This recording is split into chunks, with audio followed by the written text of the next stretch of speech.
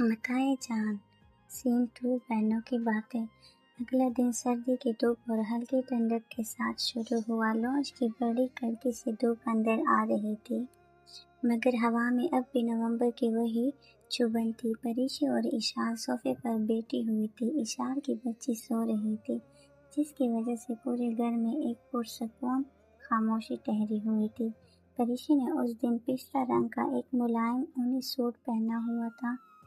اس کے بازو چہرے پر سفید رنگ کی بڑی چادر نے ایک حسین حصار باندھا ہوا تھا، جو اس کی گندم گنا رنگت کو مزید نکھار رہا تھا۔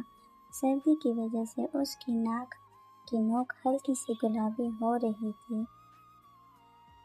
جو اس کی معصومیت میں اضافہ کر رہی تھی۔ باتوں باتوں میں اشال نے نیچے جھک کر پریشی کی گہری بری آنکھوں میں دیکھا اور شرارت سے مسکراتے ہوئے کہا، پریشی، تم نے ایک بات نوٹ کی؟ شاہان آج کل یہاں بہت زیادہ نظر آ رہا ہے۔ جب سے تم آئی ہو وہ روز کسی نہ کسی بہانے سے یہاں ہوتا ہے۔ پریشی نے تھوڑا حیرت سے اشال کی طرف دیکھا۔ اس کی بڑی بڑی پلکیں ہلکی سی لرزی، لیکن وہ کچھ بولی نہیں۔ اس نے اپنے کانپتے ہاتھوں سے چائے کا کپ تھاما۔ اشال نے بات جاری رکھی، سچ تو یہ ہے کہ پہلے کبھی اتنا یہاں نہیں آتا تھا۔ اس کا اس طرح بار بار آنا مجھے تو کچھ اور ہی اشارہ دے رہا ہے۔ مجھے لگتا ہے کہ وہ تمہیں پسند کرنے لگا ہے۔ یہ سنتے ہی پریشی کا رنگ سپت سا ہو گیا۔ اس نے فوراً کپ ٹیبل پر رکھا اور سختی سے اشال کو ٹوکا۔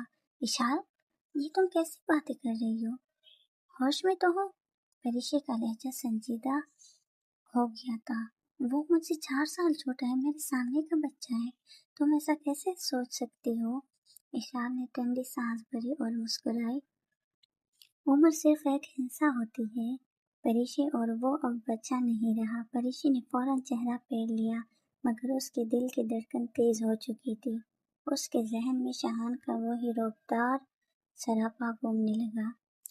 شاہان، جس کا لمبا قد اور چوڑے کندھے اب کسی بچے کے نہیں لگتے تھے۔ اسے یاد آیا کہ جب وہ کچن میں آیا تو اس نے بلیک رنگ کا ہائی نیک اور ڈارک گرے کارڈیگن پہنا ہوا تھا، جس میں اس کی مردانہ وجاہت اور شارپ جا لائن مزید نمایاں ہو رہی تھی۔ اس کی سیاہ گہری نظروں میں واقعی بچپنا نہیں تھا، بلکہ ایک عجیب سی سنجیدہ شدت تھی جو پریشی کو اندر تک ہلا دیتی۔ پریشی نے اپنی چادر کا پلو انگلیوں سے جکڑ لیا، جیسے وہ اس خیالات سے بچنا چاہ رہی ہو جو اشال نے اس کے دل میں بو دی۔